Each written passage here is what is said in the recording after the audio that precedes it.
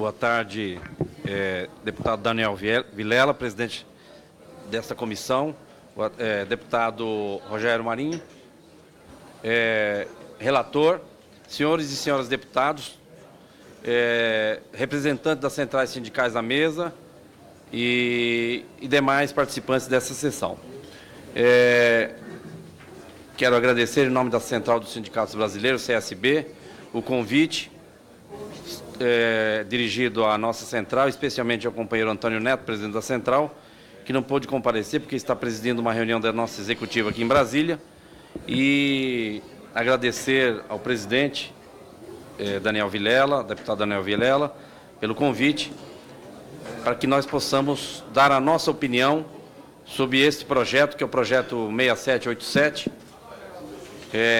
de iniciativa do Poder Executivo, e que traz alterações na legislação do trabalho. Primeiramente, deputado Daniel Vilela e deputado Rogério Marinho, é importante colocar que tem se colocado como uma das premissas do projeto a questão de geração de 5 milhões de empregos. É uma afirmação bastante ousada e eu diria que de difícil comprovação. Nós sabemos, por experiência do nosso país, nós já passamos por muitas crises, e aqui tem deputados, tem sindicalistas que, como disse o Ricardo Patá e o Juruna, participaram da luta contra a ditadura, participaram da luta pela redemocratização, pela Constituinte, e enfrentaram grandes crises, como a crise de 82 e outras crises que ocorreram. E nós sabemos, crises todas elas semelhantes, com altos índices de desemprego, de alta inflação e de desaceleração econômica. Já se falou no passado que a flexibilização da legislação trabalhista, a retirada de direitos, seria um fator estimulante da geração de emprego. Isso ficou provado historicamente que não é verdade. O que gera emprego é uma política de crescimento econômico. O que gera emprego é uma política de fortalecimento, por exemplo, da indústria da construção pesada, que está totalmente sucateada, totalmente desestruturada, porque é uma indústria que depende basicamente de financiamento estatal. O deputado Bebeto tem essa experiência, porque milita no setor e sabe muito bem, e sabe como esses trabalhadores estão sendo castigados, com perdas de milhares e milhares de empregos. E as centrais sindicais têm participado nos últimos 3 anos de uma série de iniciativas, junto a ex-presidente Dilma e agora ao presidente Temer, no sentido de acordo de leniência para restabelecer a capacidade da engenharia nacional e a capacidade de funcionamento dessas empresas que estão sufocadas por uma visão equivocada de que, destruindo-se essas indústrias, destruindo-se a engenharia nacional, o nosso país vai combater a corrupção. São 2 processos distintos, nós não podemos confundir. Então, nós sabemos que o que vai gerar emprego é restabelecer a recuperação dessa indústria da construção pesada, a construção civil, e, sobretudo, o país ter uma política industrial. O nosso país foi abandonando, ao longo do tempo, desde o processo de início da redemocratização, a nossa indústria. A nossa indústria perdeu velocidade, perdeu capacidade de competitividade, perdeu inserção tecnológica. E a nossa indústria, o peso da indústria, o peso relativo da indústria na nossa economia diminuiu assustadoramente, hoje por volta de 9%.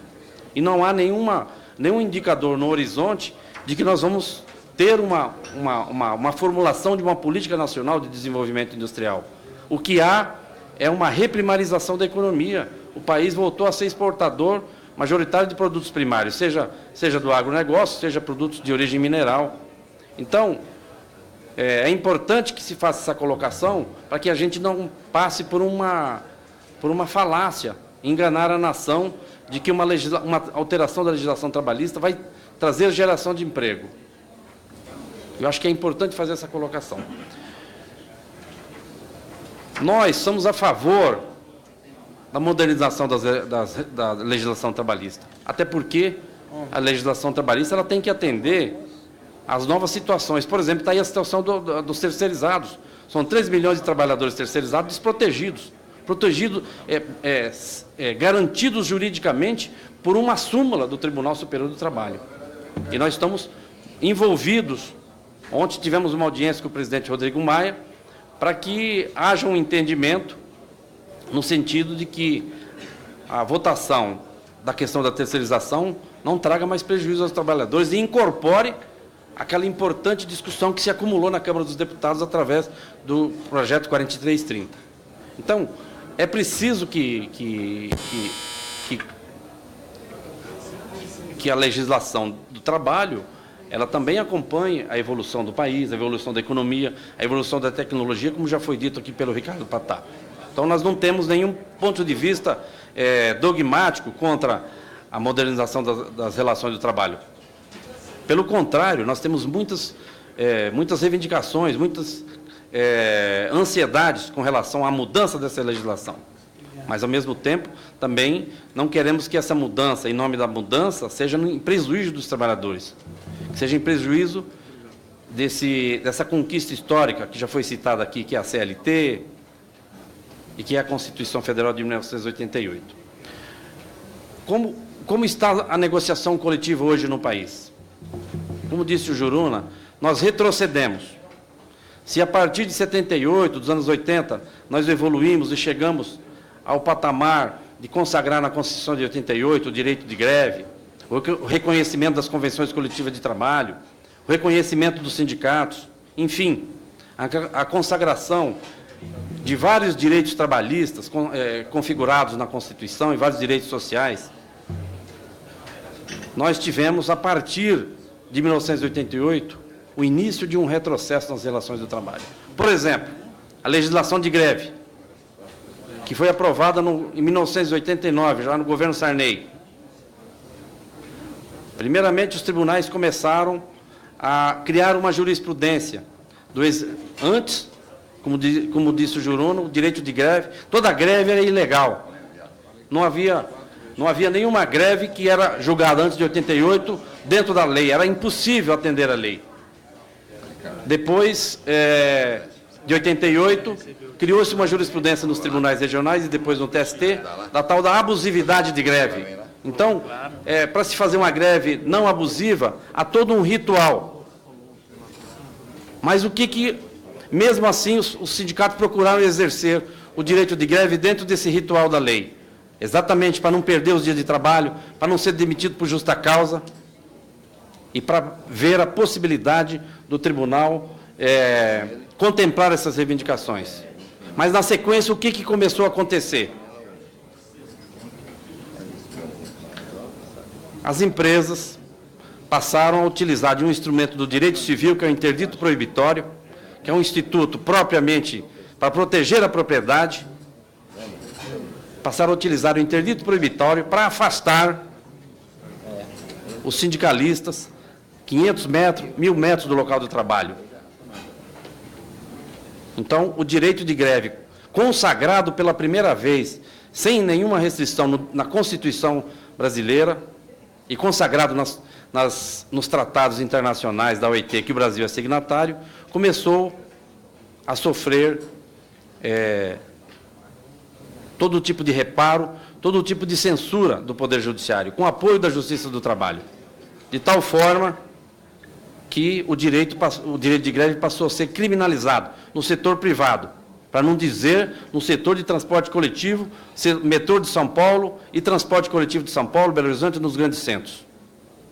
Então, através de concessão de liminares, seja pelos tribunais, seja pelos juízes de primeira instância, são liminares que são requeridos e imediatamente os juízes concedem, colocando o distanciamento do sindicato, da porta da fábrica, da porta do banco, colocando multas milionárias, não só sobre a pessoa jurídica do sindicato, mas também sobre a pessoa jurídica do presidente e de toda a diretoria. Multas milionárias, como foi imposta, por exemplo, a POSP numa mobilização que ela fez na Assembleia Legislativa de São Paulo, imposta à pessoa jurídica do Sindicato dos Professores e ao presidente, falecido presidente Carlão. Isso tudo foi, inclusive, objeto de denúncias das centrais sindicais em 2009 na OIT. Mas não bastou só a iniciativa dos advogados das empresas, no sentido de aplicar o interdito proibitório para impedir o livre exercício de greve, o livre exercício de manifestação dos sindicatos perante os trabalhadores, de convencimento dos trabalhadores sobre o movimento de greve, sobre o movimento de mobilização. O Ministério Público, sobretudo o Ministério Público de São Paulo, Ministério Público do Trabalho, e isso foi uma confissão do Dr. Camargo, hoje ex-procurador-geral do Trabalho. Esses procuradores do trabalho da 2ª Região, reiteradamente, ingressavam com pedidos quando os metroviários decretavam greve, quando os motoristas de ônibus decretavam greve, entravam com pedidos de que era necessário ter 70% de presença desses coletivos. Não podiam paralisar 80%, 90%, de tal forma que o direito de greve no setor do transporte coletivo se transformou numa ficção. E a jurisprudência começou em São Paulo e se espalhou pelo país. Então, eu não vejo os representantes do Ministério Público do Trabalho se indignar com esse tipo de postura antidemocrática e contrária à Constituição e contrária ao exercício do direito de greve. Então, nós estamos hoje passando por um processo de estrangulamento. Primeiro, nós temos o desemprego. Não há nada mais desmobilizador, mais divisionista, desagregador para o movimento sindical do que o desemprego. Depois nós temos a criminalização do exercício do direito de greve, o interdito proibitório e multas milionárias aos dirigentes, sobretudo do setor do transporte coletivo, de tal forma que exercer a greve no setor de transporte coletivo é praticamente um heroísmo, para não dizer um suicídio, dos dirigentes das suas entidades, que são condenadas a somas milionárias a pagar à Justiça do Trabalho, à União, por conta de ter exercido supostamente de forma abusiva esse direito de greve. Então, nós precisamos repensar também o direito de greve. O direito de greve está consagrado na Constituição, mas está sendo ceifado, impedido de ser exercido pela Justiça do Trabalho. Essa que é a verdade. Então, até onde nós vamos com essa tutela sufocante que nós buscamos nos libertar dela em 1988, nas lutas pela democracia e na Constituição de 88. Então, a Constituição vem sendo desrespeitada, a Constituição vem sendo rasgada nesse item da questão do desprestígio da negociação coletiva. Não há desprestígio maior à negociação coletiva do que criminalizar o direito de greve, impor multas milionárias aos sindicatos, aos seus dirigentes, por exercício do direito de greve, do exercício do direito de manifestação, do direito de informar a sua categoria. Portanto, senhor presidente, nós consideramos que, ao contrário do que foi dito na nota técnica número 2 do Ministério Público do Trabalho, sobre esse projeto de lei, nós não entendemos que este projeto, desde que submetido à crítica das centrais e à melhoria aqui dos senhores deputados e das centrais sindicais e de toda a sociedade, nós não acreditamos, como foi dito naquela nota técnica, que isto vai fomentar a corrupção nas relações coletivas do trabalho. Nós não acreditamos nisso. Nós achamos isso uma afirmação muito perigosa, vindo de um órgão estatal, que tem a incumbência de defender os direitos e a Constituição. Nós achamos que é importante fortalecer a negociação coletiva, porque a negociação coletiva hoje ela está extremamente dificultada, porque a emenda 45 afastou a possibilidade do dissídio individual, do dissídio ser proposto unicamente pelo sindicato profissional, exigiu duplo consentimento. Então, não há mais duplo consentimento. Nenhum empresário, nenhum sindicato patronal vai concordar.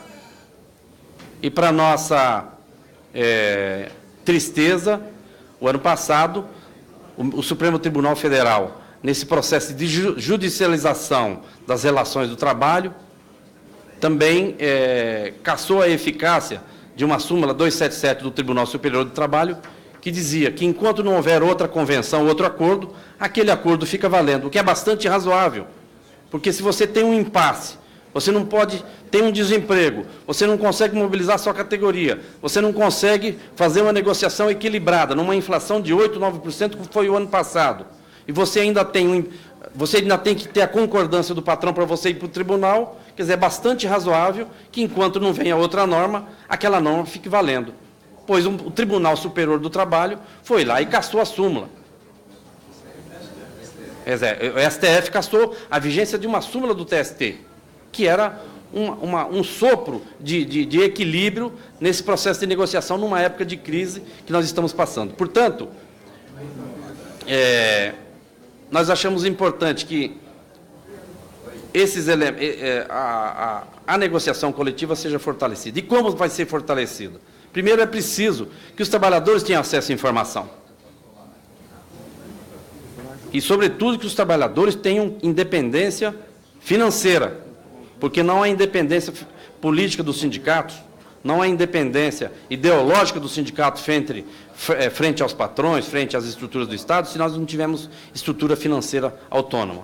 Então, é importante que, neste projeto, como foi sugestão de um grupo de trabalho que está constituído no Ministério do Trabalho, a CSB, a UGT e a Força Sindical apresentaram já propostas, e uma delas é inserir no rol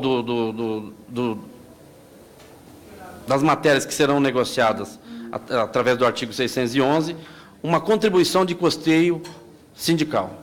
Nós achamos importante, sobretudo num momento como esse, onde o Tribunal Superior, o STF, através do plenário virtual, decidiu até de forma anticonstitucional, inconstitucional, pois, ao decidir a questão da contribuição confederativa, acabou a possibilidade até mesmo da contribuição assistencial, que é uma matéria de ordem infraconstitucional. Então, quer dizer, trouxe mais um tumulto para essa situação que nós temos aí de enfraquecimento das negociações coletivas. Então, neste momento, é importante que nós estamos debatendo aqui um projeto que trata da negociação coletiva, restabelecer a capacidade do sindicato de ter a sua estrutura de negociação, os seus economistas, para que ele realmente tenha autonomia para negociar.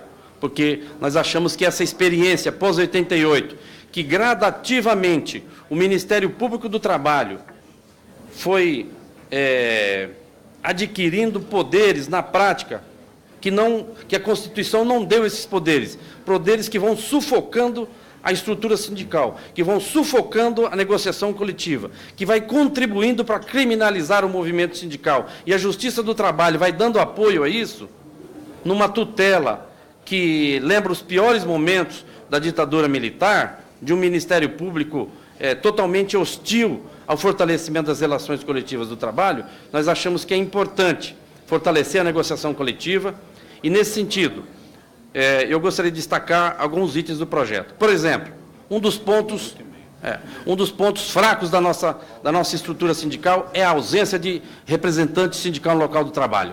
Então, nós achamos importante, nessa proposta que fizemos, restabelecer a redação original da medida provisória, a partir de 50 empregados e um processo coordenado totalmente pelos sindicatos. Porque, do contrário, nós teremos a pulverização e a judicialização dessas questões da Justiça do Trabalho. Então, fortalecer a negociação coletiva significa que o sindicato é o condutor desse delegado, desse representante sindical. Nós achamos importante também, presidente, restabelecer a questão dos honorários de sucumbência. No projeto original, tinha a previsão de honorário de sucumbência. Nós achamos importante essa questão. Eu queria destacar também que a questão do aumento da multa.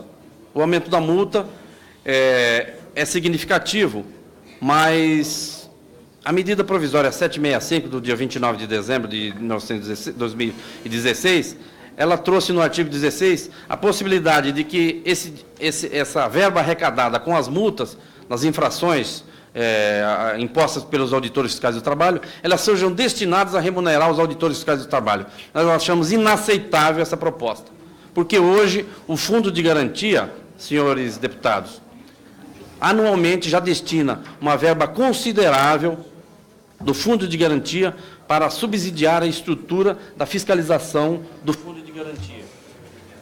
E também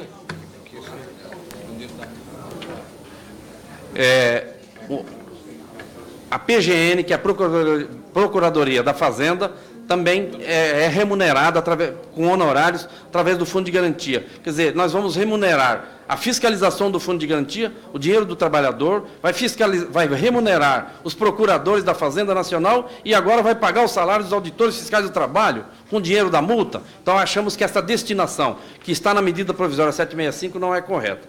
Enfim, agradeço pela oportunidade e obrigado.